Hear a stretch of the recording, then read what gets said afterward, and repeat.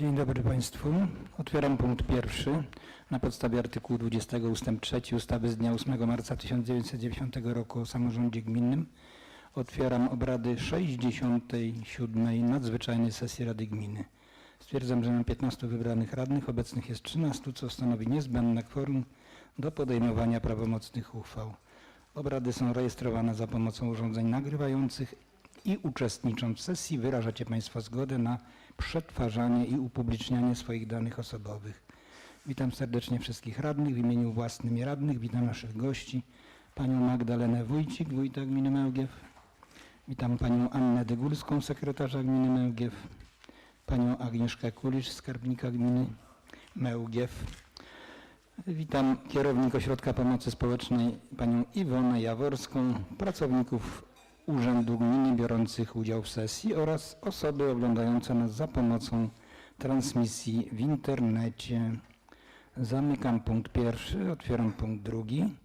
W związku z tym, że sesja została zwołana na wniosek wójta gminy Mełgiew z dnia 25 kwietnia 2024 roku w trybie artykułu 20 ust. 3 ustawy z dnia 8 marca 1990 roku o samorządzie gminnym, zarówno projekt porządku obrad, jak i projekty uchwały zostały przekazane radnym przed sesją.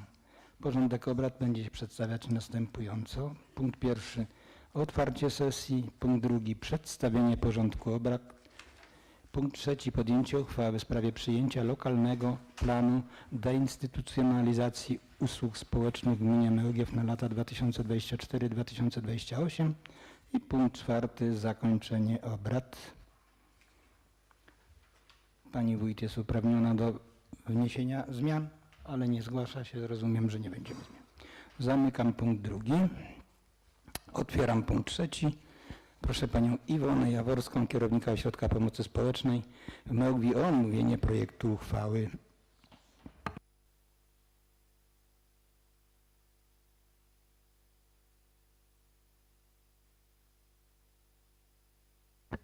Szanowny Panie Przewodniczący, Pani Wójt, Państwo Radni, proszę o przyjęcie uchwały w sprawie przyjęcia lokalnego planu deinstytucjonalizacji usług społecznych w gminie Mełgiew na lata 2024-2028.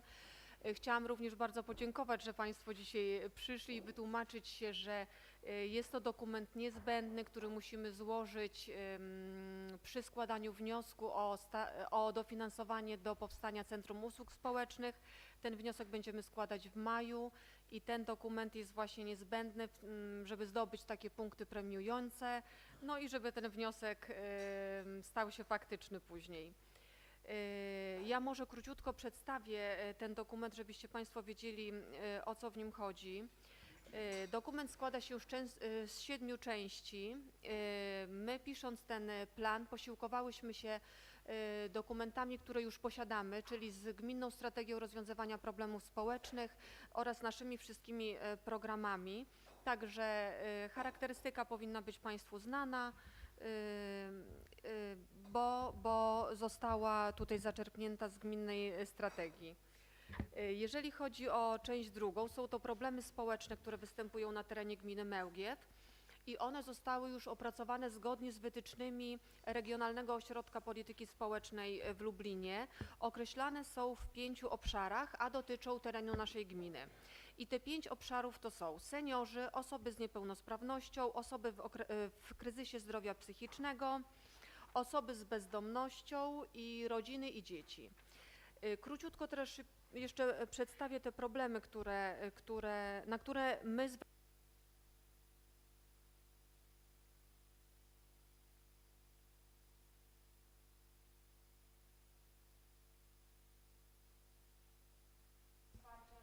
Coś tu się stało. aby się wyłączył może. Zapewnienie wsparcia zapewnienie wsparcia seniorom w ten sposób, aby pozostali w swoim miejscu zamieszkania, czyli tak organizować ich życie, ale przy udziale rodziny, żeby nie umieszczać tych osób w ośrodkach wsparcia, w domach pomocy społecznej, tylko żeby oni pozostali w miejscu zamieszkania. Jeżeli chodzi o osoby z niepełnosprawnością, główne problemy, jakie się tutaj nasuwają, to jest przede wszystkim brak danych statystycznych, które mówią o ilości osób niepełnosprawnych, jak również dwa wymiary zjawiska niepełnosprawności, czyli osoby, które zostały orzeczone z tytułu niepełnosprawności i takich osób na terenie naszej gminy z posiadanych przez nas danych jest 228, które pobierają zasiłek pielęgnacyjny i 35 osób, które pobierają zasiłek okresowy. Ale jest cała grupa też osób, które są niepełnosprawne, a nie mają tego orzeczenia. Więc tutaj należy się pochylić właśnie nad wszystkimi osobami niepełnosprawnymi, nie tylko nad tymi, które są prawnie orzeczone.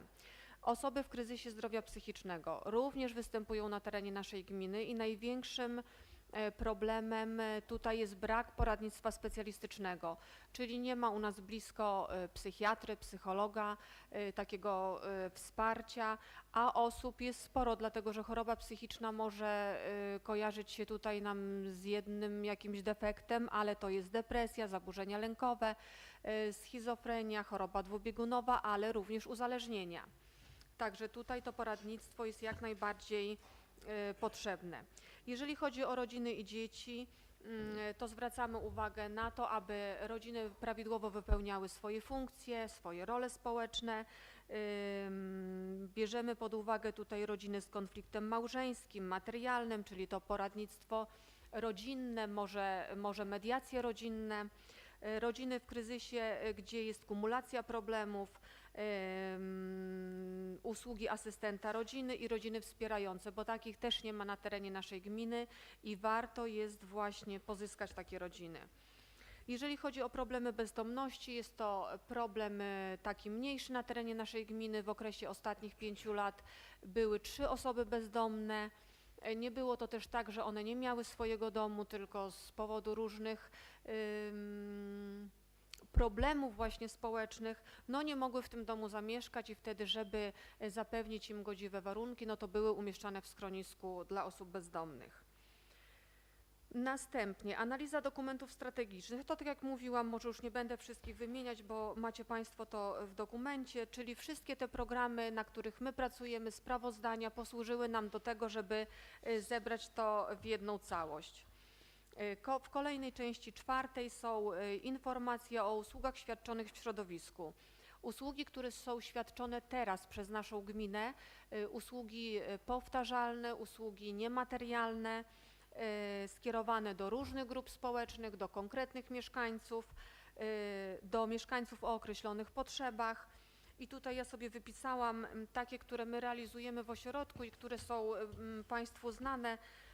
Być może to jest praca socjalna, dożywianie dzieci i osób potrzebujących, karta dużej rodziny, asystent rodziny, był psycholog, jest terapeuta 1 raz w miesiącu, są bezpłatne porady prawne, porady dzielnicowego, usługi opiekuńcze, usługi sąsiedzkie, specjalistyczne usługi opiekuńcze dla osób z zaburzeniami psychicznymi, pomoc żywnościowa, umieszczanie w schronisku dla osób bezdomnych, kierowanie do domów pomocy społecznej, umieszczanie w ośrodkach wsparcia, w zakładach opiekuńczo-leczniczych, tutaj pomoc, bo my de facto nie umieszczamy. Zajęcia w naszym Centrum Kultury i zajęcia sportowe. To na dzień dzisiejszy na pewno nie wszystkie, ale większość tych usług, które realizujemy. Diagnoza w zakresie potrzeb to jest w części 5 i tutaj właśnie posłużyłyśmy się też diagnozą, która była sporządzona niedawno, bo pod koniec tamtego roku przy pomocy pisania, podczas pisania strategii rozwiązywania problemów społecznych. Diagnoza odbywała się przy pomocy ankiet, które były umieszczone na stronie internetowej. Osoby, które chciały, mogły skorzystać, wypełnić taką ankietę. Ankieta zawierała 52 pytania, począwszy od warunków mieszkaniowych, czyli warunków mieszkaniowych, w jakich mieszkają rodziny, poprzez aktywność i integrację społeczną, następnie ogólne problemy społeczne, jakie uważają, że są, sytuacja rodzin, sytuacja dzieci, sytuacja osób starszych, sytuacja osób z niepełnosprawnością, ochrona zdrowia, bezrobocie, bezpieczeństwo publiczne, sport, edukacja i jakie mają osoby propozycje rozwiązań tych problemów społecznych. Te ankiety, już nie wiem czy mówiłam, wypełniło 228 osób i tutaj też tak króciutko powiem o wnioskach. Były to głównie kobiety, aktywne zawodowo.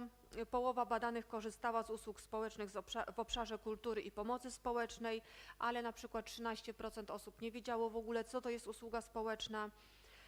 Mieszkańcy uznali, że główne problemy społeczne w naszej gminie to uzależnienia, bieda, ubóstwo, konflikty, brak porozumienia, samotność osób starszych, osoby niepełnosprawne, dostęp do specjalistów w poradni rodzinnej.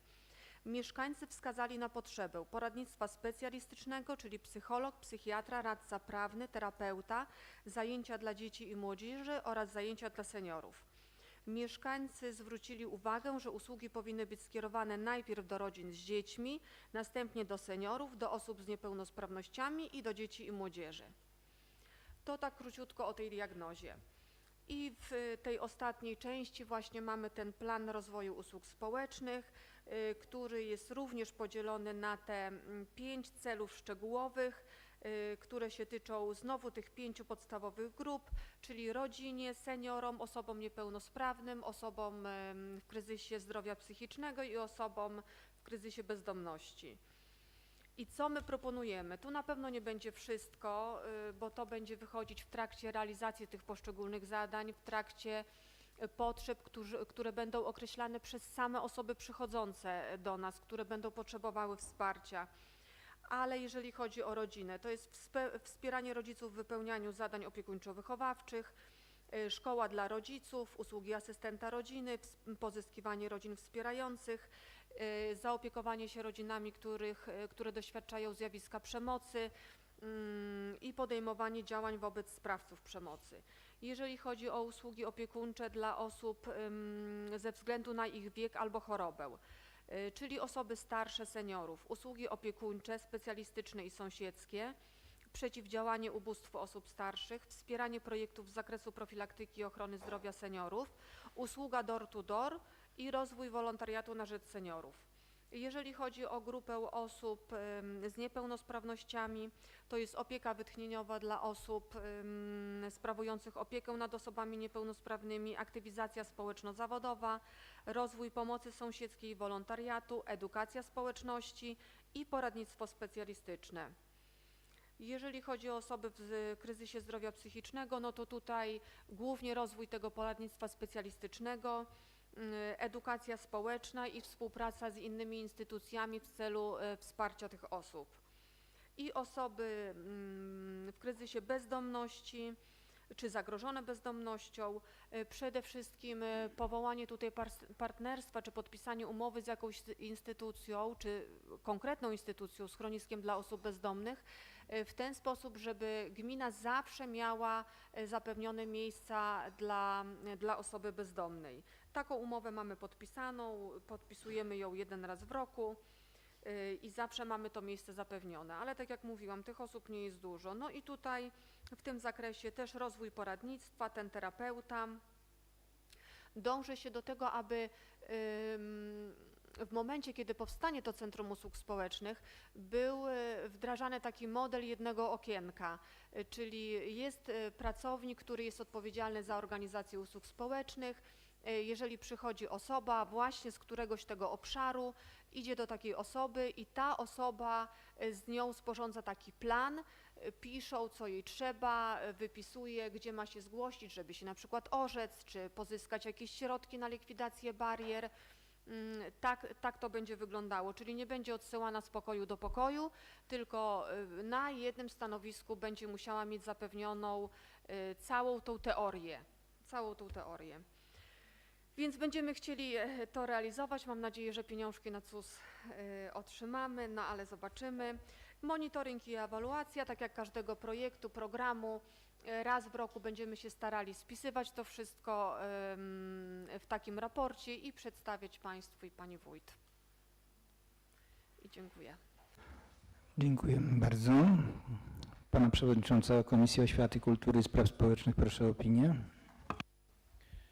Panie Przewodniczący, Szanowni Radni, Pani Wójt. Komisja Oświaty, Kultury i Spraw Społecznych na posiedzeniu w dniu dzisiejszym wydała jednogłośnie pozytywną opinię w sprawie przyjęcia lokalnego planu deinstytucjonalizacji usług społecznych w gminie Mełgiew na lata 2024-2028. Dziękuję. Dziękuję. Otwieram dyskusję.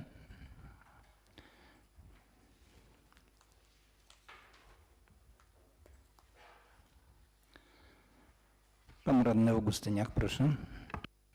Dziękuję panie przewodniczący.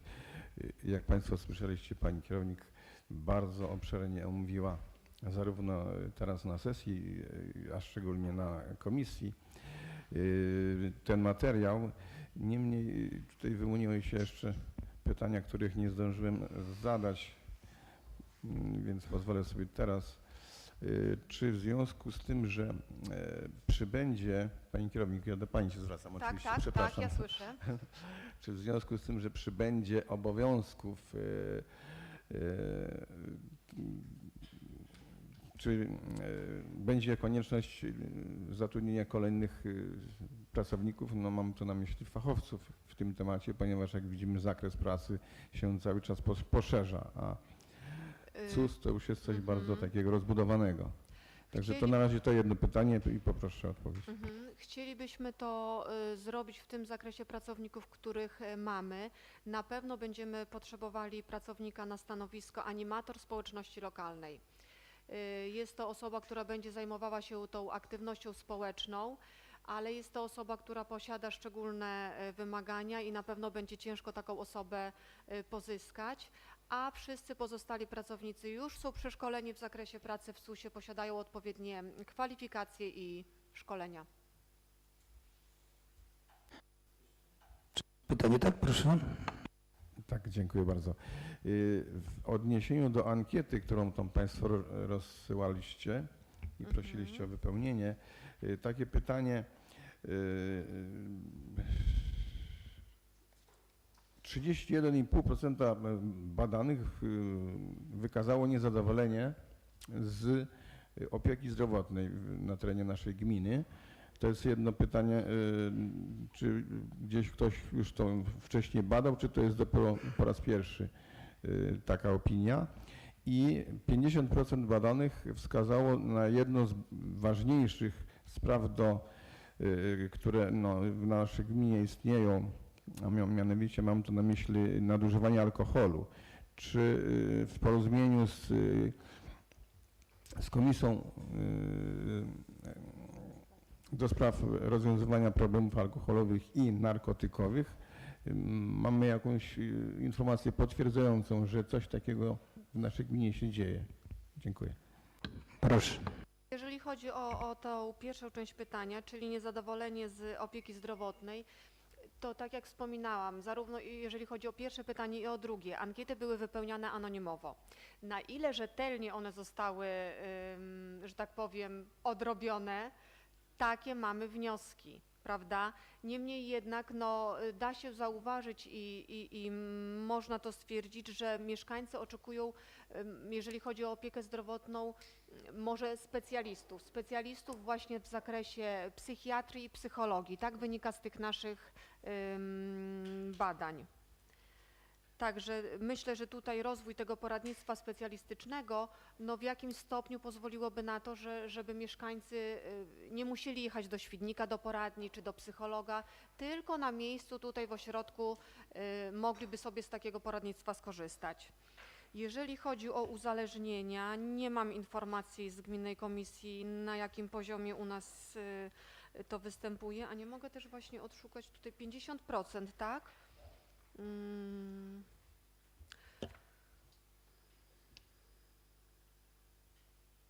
Czy to tylko chodzi właśnie o alkohol, czy to chodzi o inne uzależnienia?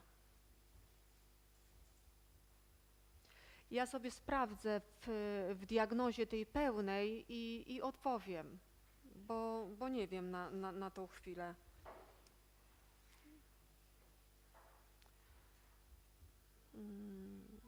To proszę, kolejne pytanie, pan radny Augustyniak, tak? Proszę. Tak, dziękuję bardzo. Pan przewodniczący, przepraszam, niemal na każdej sesji, może tylko na kilku, wspominał, że nasza gmina się rozwija, jeśli chodzi o ludność. Natomiast tutaj w tym opracowaniu no, pada stwierdzenie takie, że owszem ludności przybywa, ale jest to tak zwana migracja wewnętrzna. Czyli wniosek jest taki, że urodzeń u nas jest mniej. No jest to tendencja nie tylko w naszej gminie, ale też i ogólnokrajowa. Wiemy, że jest niewielka zastępowalność, jeśli chodzi o kolejne pokolenia. I ja mam pytanie do pani kierownik. Czy ta migracja wewnętrzna, mając tu na uwadze te statystyki przedstawione, jest podyktowana tym, że w naszej gminie są coraz lepsze warunki dla osiedlania się, czy to raczej nie ma związku z tym? Myślę, Dziękuję. że tak, że to jest właśnie to, że chętnie osoby się do nas przeprowadzają, chętnie kupują działki, chętnie budują swoje nowe domy, i przekłada się to właśnie na wzrost liczby ludności, ale generalnie wiadomo, że przybywa tych osób starszych, wiadomo, że przybywa osób starszych, które są pozostawione sobie. Nie ma możliwości, żeby ta rodzina zaopiekowała się całodobowo swoją mamą czy swoim tatą, dlatego że no, wiadomo, że ważna jest praca, też muszą pracować, w jakiś sposób się realizują i właśnie rozwój tych usług społecznych ma polegać na tym, że my przy współpracy z tą rodziną mamy zapewnić tej osobie tą pomoc. Także no na pewno wzrasta ta liczba osób starszych wymagających pomocy. Dziękuję. Pani wójt, proszę. Szanowni Państwo Radni, na pewno powstanie Centrum Usług Społecznych jest ważnym aspektem dla rozwoju właśnie naszej gminy, na tym, żebyśmy mogli poszerzyć wachlarz pomocy naszym mieszkańcom i nie tylko w takim zakresie, gdzie są to same osoby potrzebujące, które nie mają środków, nie mają pieniędzy, ale w takim wymiarze, gdzie potrzebują po prostu wsparcia, pomysłu, zagospodarowania, tak, w danym obszarze swojego życia. I myślę, że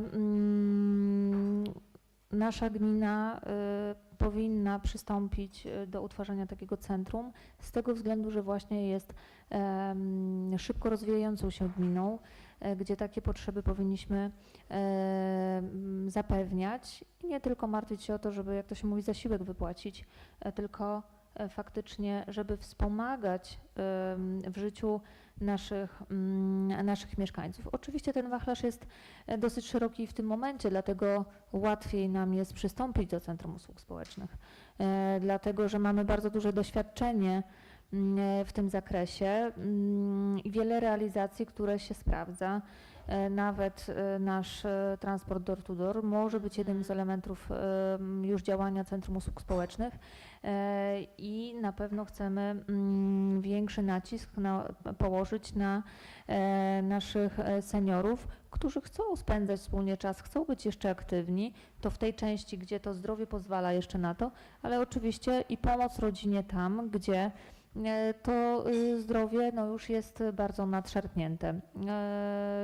Ja bardzo chciałam podziękować pani kierownik i pracownikom naszego Ośrodka Pomocy Społecznej za zaangażowanie w ogóle w ten wniosek i za to, jak rozmawialiśmy już od 2 lat tak naprawdę o Centrum Usług Społecznych, że nigdy nie było jakiegoś strachu, bo to jest wyzwanie również i dla samych pracowników, wyzwanie dla pani kierownik, żeby tą organizacją się zająć, więc za to bardzo serdecznie dziękuję, a myślę, że podkreślenie i dzisiaj wypowiedzi pani kierownik na temat i samego lokalnego planu deinstytucjonalizacji usług społecznych, ale również i o samym zakresie Centrum Usług Społecznych jest warte tego, żeby ten temat podjąć. No i właśnie ta fachowość, którą dzisiaj wyraziła pani kierownik, tak, naprawdę uważam, że to już po prostu czas. Także proszę Państwa o to, żebyśmy wsparli możliwości powstania Centrum Usług Społecznych, a zwłaszcza, że możemy pozyskać na to duże środki finansowe zewnętrzne. Dziękuję. Dziękuję bardzo. Dziękuję bardzo. Nie widzę więcej zgłaszających się. Projekt uchwały radni otrzymali przed sesją. Czy są jakieś uwagi do treści uchwały? Nie widzę. Proszę przygotować głosowanie. Kto z Państwa radnych jest za przyjęciem uchwały? Proszę podnieść rękę i nacisnąć przycisk za. Kto jest przeciw? Proszę podnieść rękę i nacisnąć przycisk przeciw. I kto się wstrzymał? Proszę podnieść rękę, nacisnąć przycisk wstrzymuje się. Głosowało 13 radnych, za 13, przeciw 0, wstrzymujących się 0. Stwierdzam, że uchwała została przez radnych przyjęta jednogłośnie. Zamykam punkt 3, otwieram punkt 4, czyli porządek obrad 67. nadzwyczajnej sesji Rady Gminy został wyczerpany. Czy ktoś chciałby jeszcze zabrać głos? Wysoka Rado, drodzy goście, wobec wyczerpania porządku obrad stwierdzam w kwestii formalnej, że przebieg obrad 67. nadzwyczajnej sesji Rady Gminy Mełgiew odbył się zgodnie z wymogami i regulaminem. Wszystkim dziękuję za udział i zamykam obrady sesji i zamykam punkt 4.